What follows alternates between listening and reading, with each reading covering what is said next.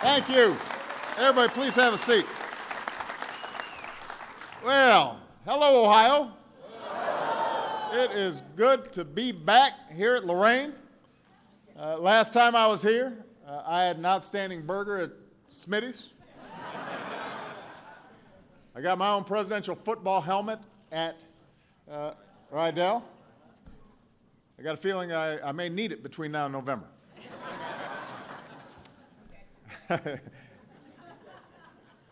It's also great to be back at Lorain Community College. I want to thank Bronson for that wonderful introduction. I had a chance to meet Bronson, Andrea, and Dave, and Dwayne, and I just want Bronson's wife to know that he gives her all the credit in the world. So just in case you're watching, Gladys, he loves you to death. I also want to thank your president, Dr. Roy Church.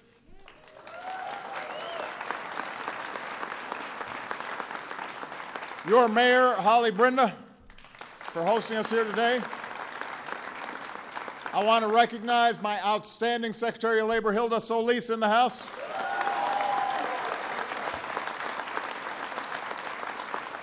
And I want to thank all of you for coming.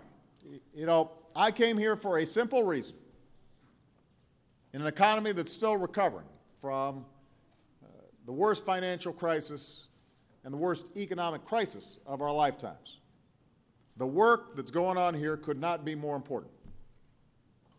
Now, I meet business owners all the time who want to hire in the United States, but they can't always find the workers with the right skills. You've got growing industries in science and technology that have twice as many openings as we have workers who can do the job.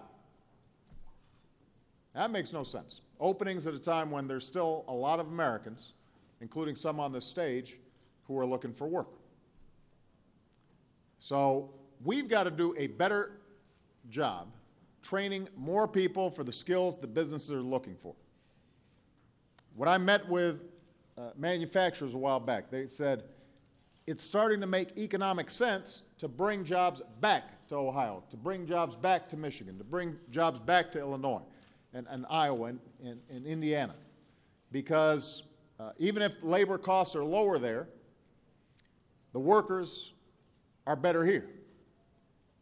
And when you factor in transportation costs, a lot of times it makes sense to insource now, but that's only going to be true if we can make sure that we've got workers who have higher skills and can manage fancier machinery than folks in other places. And all that starts with community colleges like this one. So I just had a chance to listen to 4 of your classmates and hear a little bit about how they got here, where they're headed. I talked to Dwayne, who was laid off at a packaging company, is now learning how to operate high-tech machinery. Andrea lost her job as an HR analyst, but she's now getting certified in the fast-growing field of electronic medical records. David, who, in addition to being a truck driver for 23 years, was also a Marine, so we know he can do the job. He's here to retrain for a higher-paying job. And you just heard from Bronson, who was laid off 2 years ago. And you heard what he said. You know, he was in a dead end in his life. And this program, along with his wife, gave him an opportunity. So he's going to be learning hands-on machining over the next few weeks after having already done some of the book work. Now I have to tell you, when I meet these folks inspire me, because a lot of them have gone through tough times. Andrea is still dealing with the aftermath of the flood that damaged her home. All of them have supportive family members. And, you know, it's hard being out of work. It's hard, especially when you're mid-career, when you're having to change jobs.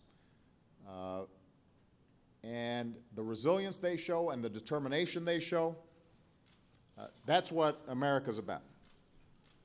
That's our defining spirit. We don't quit. And so the question now is, how do we make sure that all of America is expressing that spirit through making sure that everybody's getting a fair shot. Because that's going to be a major debate that we have in this country, not just for the next few months, but for the next few years. Should we settle for an economy where a few people do really well and then a growing number are struggling to get by? Or do we build an economy where people like Dwayne and Andrea and David and Bronson, they've got a chance to get ahead, where there are ladders of opportunity, where everybody gets a fair shot and everybody does their fair share and everybody's playing by the same set of rules?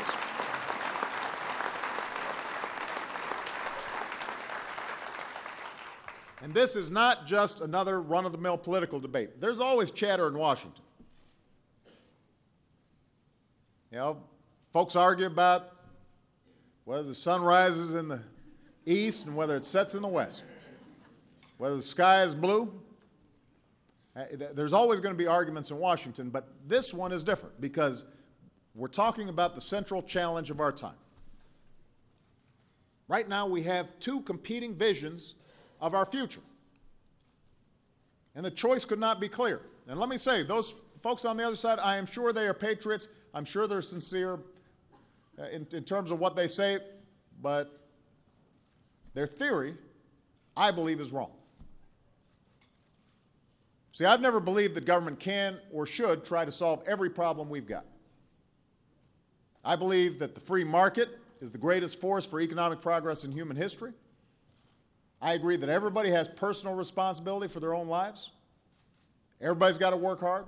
Nothing's ever handed to us. But I also agree with our first Republican president, a guy named Abraham Lincoln, who said that through government, we should be able to do together what we can't do as well on our own. There's some things we don't do well on our own.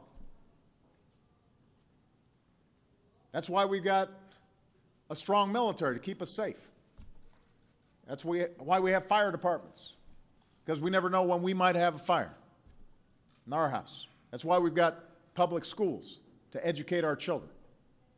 That's how we laid railroads and highways and supported research and technology that's saved lives and helped create entire industries. That's why we have programs like Medicare and Social Security and unemployment insurance, because any one of us, I don't care how lucky you are, how rich you are, how blessed you are, you never know, you could face a layoff or a crippling illness or a run of bad luck or a tragedy. Folks in Ohio know about that. Nothing's given. And that's why we're helping more community colleges like this one to become community college centers. So folks who are looking for a new job or a better paying job can learn the skills that businesses need right now. And that's good for all of us. Investing in a community college, just like investing in a new road or a new highway or broadband lines that go into rural communities, these investments are not part of some grand scheme to redistribute wealth. They've been made by Democrats and Republicans for generations because they benefit all of us. That's what leads to strong, durable economic growth. That's how America became an economic superpower. That's how we built the Transcontinental Railroad. That's why we've got the best universities and colleges in the world. That's why we have cutting-edge research that takes place here, and that then gets translated into new jobs and new businesses because somebody did the groundwork. We created a foundation for those of us to prosper. Somebody gave me an education. I wasn't born with a silver spoon in my mouth. Michelle wasn't. But somebody gave us a chance. Just like these folks up here are looking for a chance. When you take classes at a community college like this one and you learn the skills that you need to get a job right away, that does not just benefit you, it benefits the company that ends up hiring and profiting from your skills. It makes the entire region stronger economically. It makes this country stronger economically. In this country, prosperity does not trickle down. Prosperity grows from the bottom up, and it grows from a strong middle class out. That's how we grow this economy.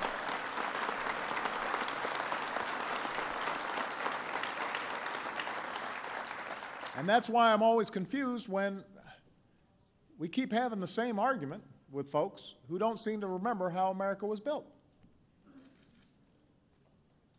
They keep telling us, well, if we just weaken regulations that keep our air and water clean and protect our consumers, if we just cut everybody's taxes and convert these investments in community colleges and research and healthcare into tax cuts, especially for the wealthy, that somehow the economy is going to get stronger. And Ohio and the rest of the country will prosper. That's the theory. Ohio, we tested this theory. Take a look at what happened in Ohio between 2000 and 2008. It's not like we didn't try it. And instead of faster job growth, we had the slowest job growth in half a century. Instead of broad-based prosperity, the typical American family saw their incomes fall by about 6%. Outsourcing, rampant. Phony financial profits all over the place. And instead of strengthening our economy, our entire financial system almost collapsed.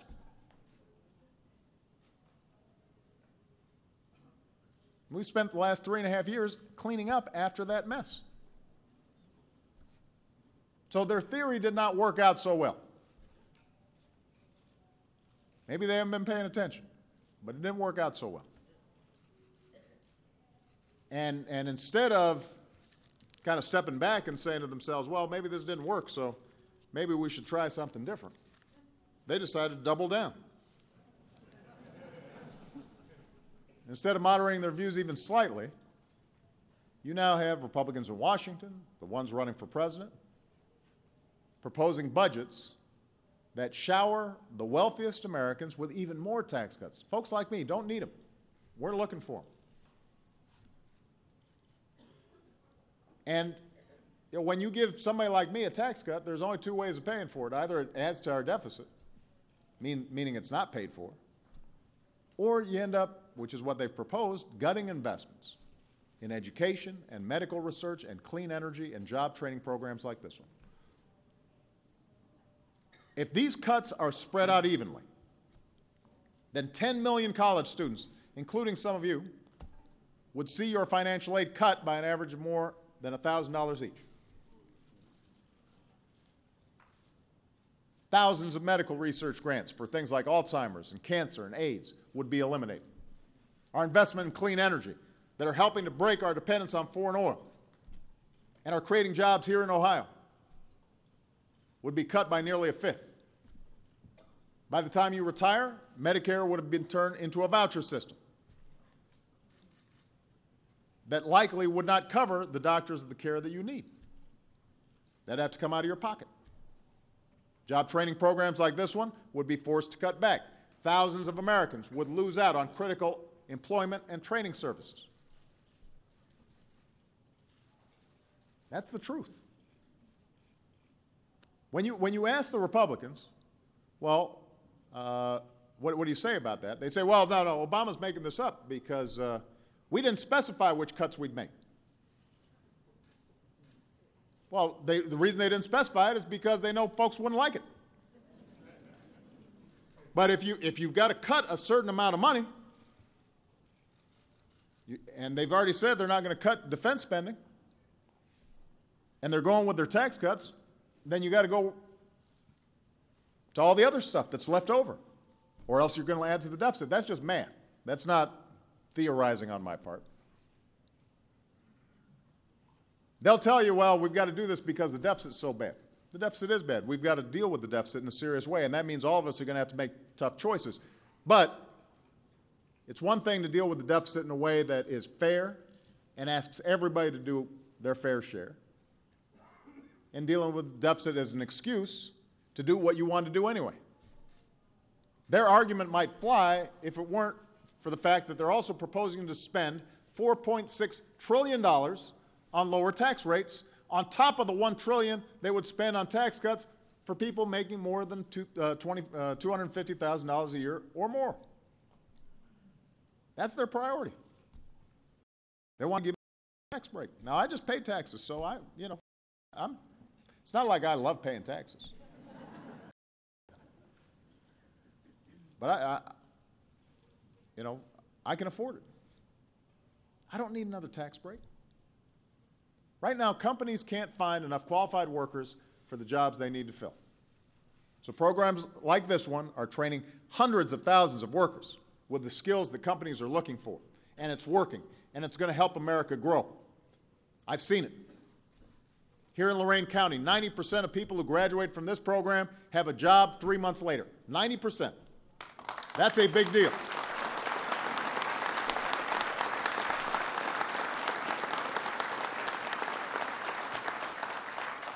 Why would we want to cut this program to give folks like me a tax cut that we don't need and that the country can't afford? What's the better way to make our economy stronger? Give more tax breaks to every millionaire and billionaire in the country, or make investments in education and research and healthcare and job training, make investments in Bronson and Dwayne and Andrea and David, and put folks back to work? This is just common sense. Understand, this is not a redistribution argument. This is not about taking from rich people to give to poor people. This is about us together making investments in our country so everybody's got a fair shot. And that will make all of us better off.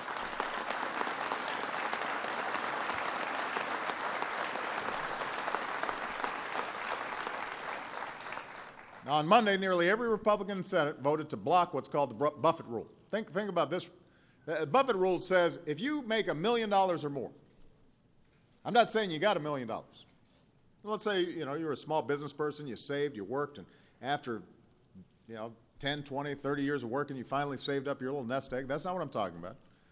I'm saying you make $1 million a year. And we said you should at least pay the same percentage in income tax as middle-class families do. As a teacher or a bus driver or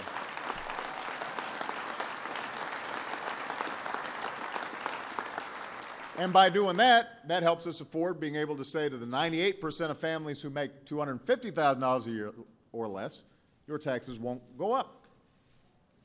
This is an idea that was supported by a strong majority of the American people, including nearly half of Republicans. Majority of millionaires supported it. And Senate Republicans didn't listen.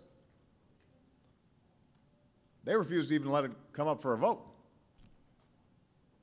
Refused to ask the wealthiest among us to do their fair share. Meanwhile, Republicans in the House just signaled their willingness to gut programs like this one that make a real difference in people's lives. Thousands of middle-class families, or folks who are trying to get into the middle class. And my point is, the middle class has sacrificed enough over the last few decades. They're having enough trouble.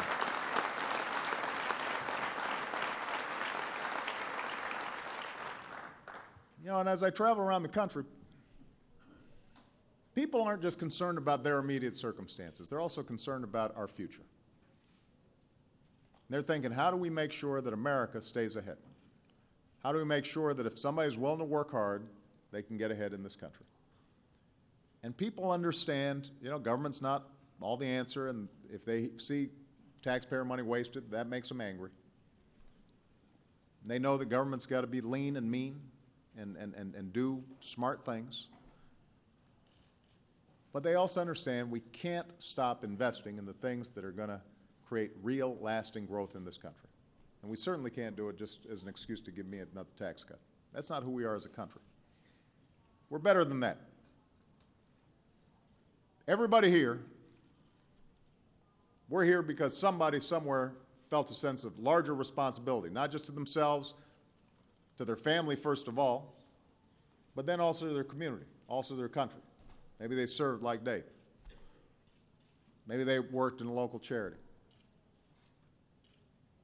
They understood, like my grandparents understood, like my mother understood, like Michelle's parents understood, that, you know, we do what we do not just for ourselves, but also for this larger project we call America. And now it's our turn to be responsible. Now it's our turn to make sure the next generation has the same opportunities that we do. And I know we can do it. And the reason I know is because of the folks I had a chance to meet. It's because of you. You're working hard. You haven't given up. You've gone through some struggles, but you're resilient. Ohio is a great example of the core strength and decency of the American people. You believe in our future. You believe in this country. And if we work together in common purpose, I guarantee you, we will make this an American century just like the 20th century was the American century. Thank you. God bless you. God bless America.